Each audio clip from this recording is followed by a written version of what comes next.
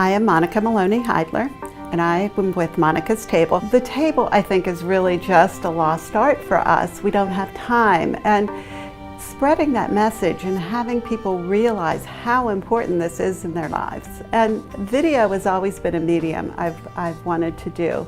And to get out on the stage and practice this and do it in front of a live audience instead of somebody that's just watching it on their phone or TV is really exciting to me.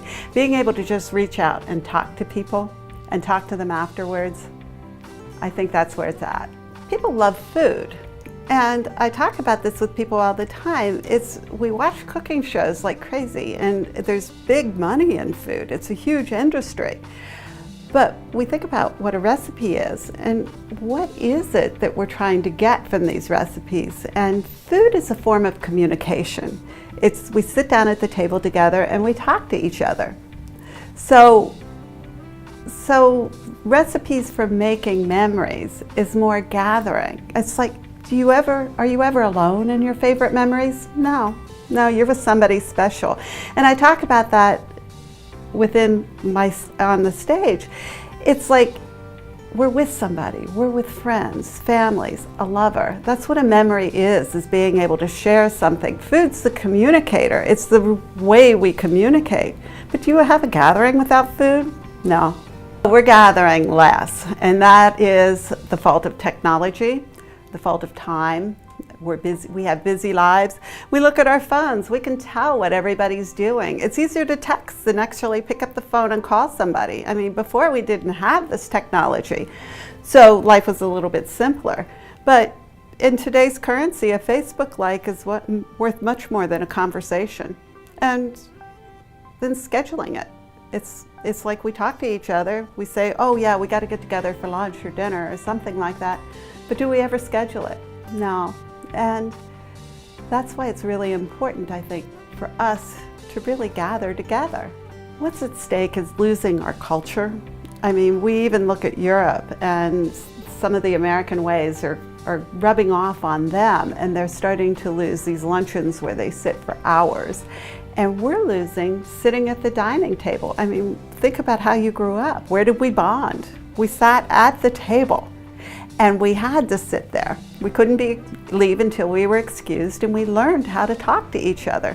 I mean, this social interaction is just becoming something of a mobile type device. And look at how many people you see in a restaurant, and they're actually at the table, and everybody's on their phone, especially the kids these days. That's how they communicate. So I think it's very important to have those social skills and be able to talk to each other. When we think of the table, it's more of a feeling. You think about it, it can be a piece of furniture. But where do we gather? Where do we connect? Where do we bond? I mean, and I talk about this a lot, that food really is a communicator. What makes us feel warm and fuzzy? And my mother, she's a grandmother now, and when the grandchildren come and visit, she bakes for them and bakes their favorite things, and it makes us feel good. And it's no fun to eat alone, is it? It's like, the table is something that I think is really going by the wayside in our society. We're designing homes with smaller and smaller spaces for this table. We eat at the kitchen island, in front of the computer. Or even if we do eat together, we have our phones. It's like, let's get off of the phones and really talk to each other. A great gathering is when you have people that you enjoy around you. And it doesn't matter what you serve, what you have, as long as you're relaxed and happy. Everybody is relaxed and happy. If you're stressed, that spills over into your guests. So it's doing something that is within your means to not stress you out and make you happy. Gathering is not something that is supposed to stress you out. It's a joy. I would say we're not going to get very good at it if we don't try, because this day and age we want instant gratification. But when you first got on a bicycle, did you ride around the block? No, you fell down a lot. And then you wobbled down the street. And failure is feedback. Some of my failures are my best stories too. So it's just getting together and practicing and being able to do it. We're not going to get good at something unless we do it. Relax. smile, deep breath. And if you're serving food, serve something that you're comfortable making, that you can make in advance.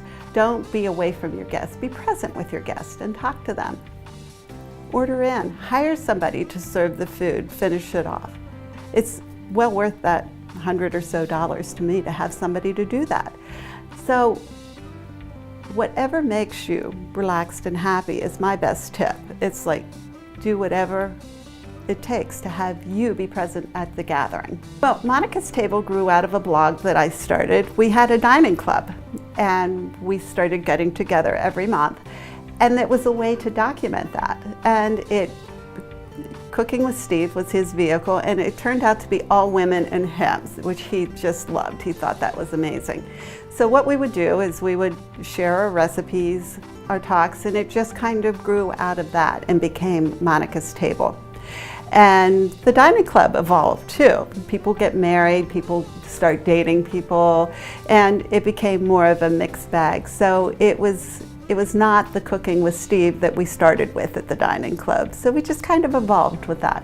Your dining club evolves, and just like life, everything evolves. People come, people go, and that's one of the things that I find that is negative about the dining clubs is people want it to stay the way it did. But everything has a life, and just let it evolve and evolve organically. My advice to bring the dining room table back is to set a goal for yourself. Do you want to have dinner with your family once a week or twice a week? Or do you want to invite everybody over? I talked to somebody recently who had a gathering for Christmas, and she's resolved to have a party or a dinner party every quarter. Start with something that's Sorry. Start with something that's manageable for you and doesn't stress you out. It doesn't have to be every week, every month, but just do what feels right for you. Social media really impacts us a lot, and when we start thinking about what social media is, I mean, we know what everybody's doing on Facebook. I mean, I know what you had for breakfast, or there's a picture on Instagram, and I think that's really sad, because there's no need to talk to anybody anymore. I mean, why would we pick up the phone and talk to people? I mean, it's easier to text. So social media and technology has really taken us away from each other, the table, and our social gatherings. And that is one thing I find really sad, because the studies show the people that spend more time on Facebook are more lonely than those who don't. And why is that? Because they don't talk. And I find that a real shame if we lose those social connections. Table Talk is a video series, and people started writing into me and asking me questions. And that is how Table Talk evolved. I'll talk about one of the questions. It's like, should I clean my house before or after the gathering? Or how clean should my house be? What are the tips to make me comfortable with gathering? And we talk about that on the show and on the YouTube channel, and it's been a really fun experience, and I've gotten really good feedback from it. My vision for the future of Monica's Table is to create a community where we bond around the table and we make social media work for us. We can do Facebook Lives, we can share our tips and how we do this, and we can help bring people along who really want the confidence to do it. Because people who do this and do it well want to talk about it and want to share, and the people who want to learn, they can learn from everybody. And it's not just me at the table, it's all of us as a community. And that's where I see Monica's Table moving to in the future.